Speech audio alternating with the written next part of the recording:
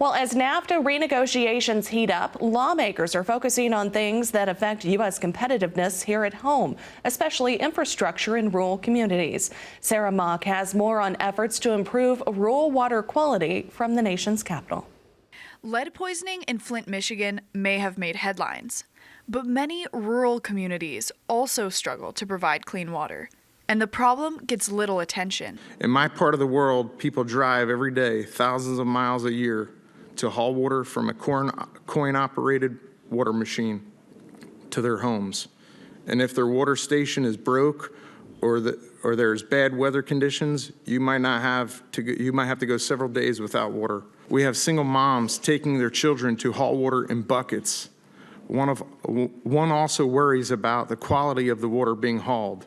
The water station uses a sign that states, "We cannot ensure the quality of water."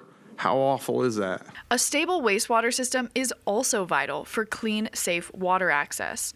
But after a recent trip to rural Alabama, lawmakers described the crumbling infrastructure they saw. I was stunned to see just raw sewage running behind people's homes.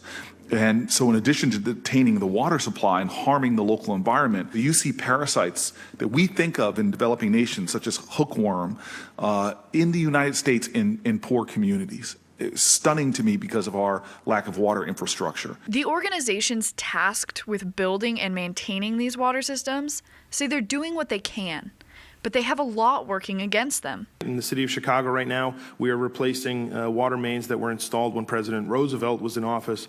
That's Theodore Roosevelt. And I have sections of wooden pipe in my office that have been taken out of the ground in the last couple of years.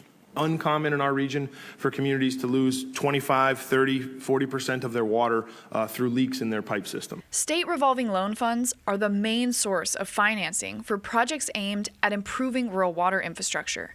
But experts say SRF programs must be improved. The SRF program, at least in Illinois, is very slow and cumbersome to use, very different than trying to go for a bond or even to a private bank for a loan. Application times are very long. It can screw up construction schedules. If you're a low-income community and you have to retain a private engineering consultant for 18, 24 months over multiple construction schedules because you're not getting a response from the state on the SRF, that drives up costs and can delay your projects. Experts say simply increasing funding to SRF programs won't be enough. They say lawmakers must address how the programs work and ensure that small, low-income communities have both the resources and the know-how to access them. For RFD-TV, Sarah Mock, Washington. Well, as the White House and Congress move forward with their infrastructure plans, rural water system advocates will likely have to compete with bigger projects for funding, including programs like rural broadband expansion or inland waterway improvements.